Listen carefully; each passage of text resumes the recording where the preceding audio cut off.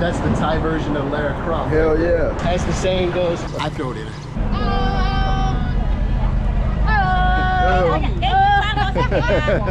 Y'all know I got ops out here. I had to hire security.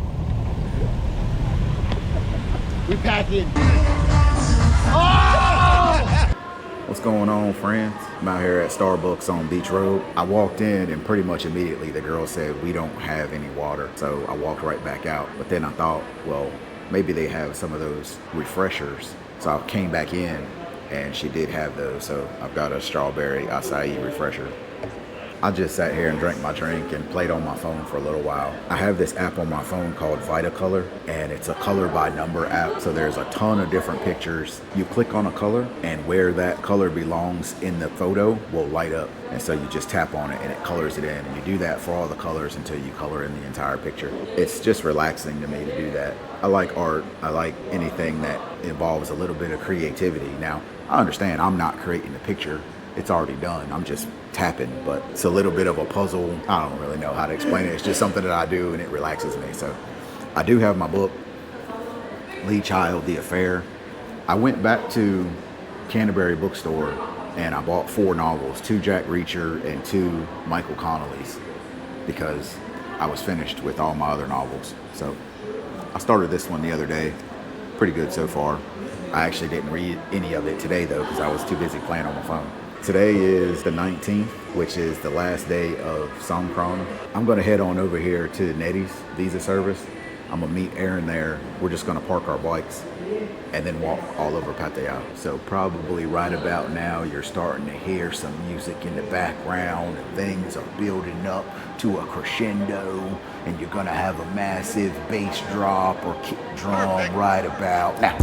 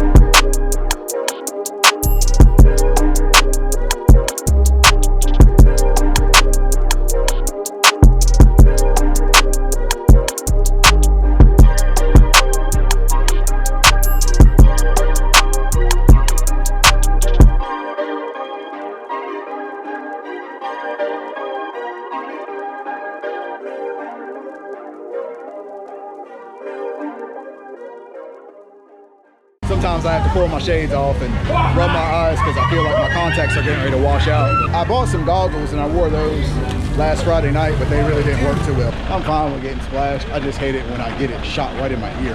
Yeah, I don't like it. Happy Songkran.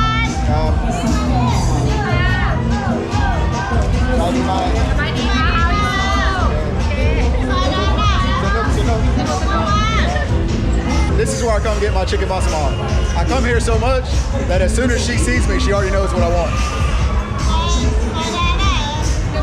The nest, so Diana. What you like? Gigi. All right, come see Gigi.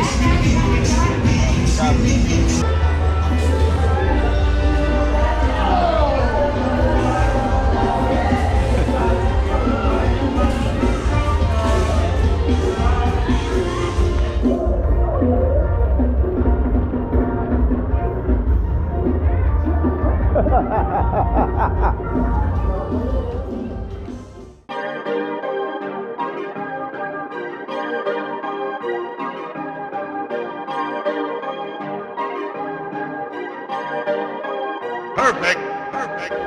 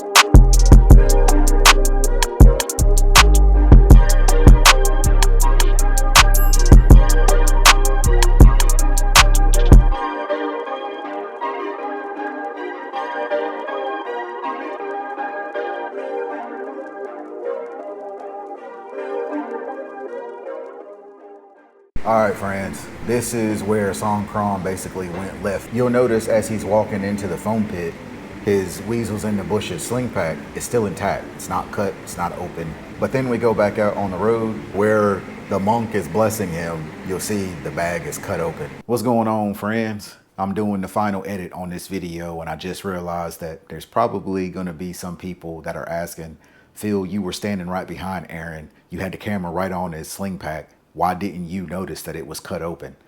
And the reason for that is, one, I didn't go into the foam pit with him.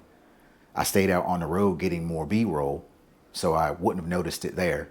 And then when we came back out on the road and he was getting the blessing from the monk, I really was just paying attention to the composition of the monk tapping him on the head more than anything. And so I didn't even see the bag cut open. Another thing is I'm constantly scanning for other things to film. And so once I have the composition set with the camera, I can keep my hand steady and move my head around. So I just didn't pay any attention at all. Does that make me a horrible friend? I don't know.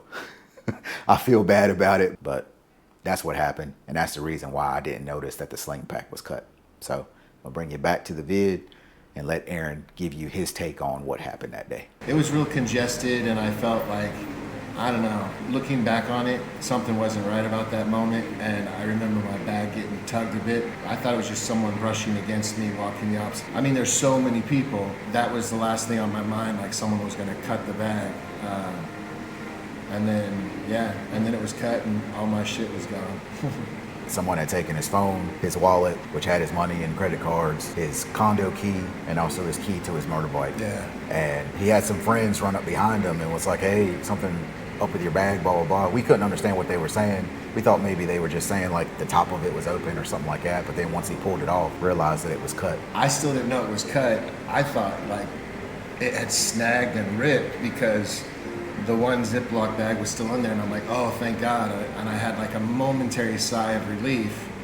But then the other Ziploc bag that had my phone and my motorcycle key, or I'm sorry, my wallet and my key, that was gone.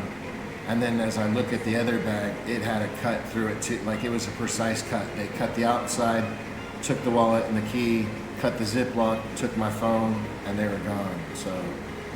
Just that quick. We spent the rest of the evening at the police station. He filed a report and then went to the mall. I got him some money and he had to get in contact with his family. And because he didn't have a phone, later on that night, his family contacted me. And then I had to leave my condo, go to his condo, figure out a way to get in because I don't have pass key or anything like that. Yeah. And luckily there was a lady downstairs. She let me in and let me on the elevator. Very next day, he had money sent to him via Western Union. He got a new phone. So now it's just a matter of waiting on your new credit cards to get here, I think. Yeah, everything everything was blocked right away. So thankfully, nothing was charged. At the end of the day, it's just stuff, right? Yeah. Things can be replaced. No one was hurt.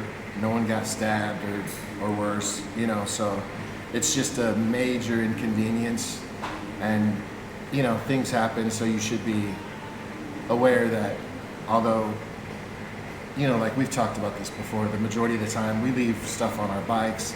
I've left my cell phone on my bike and walked into 7.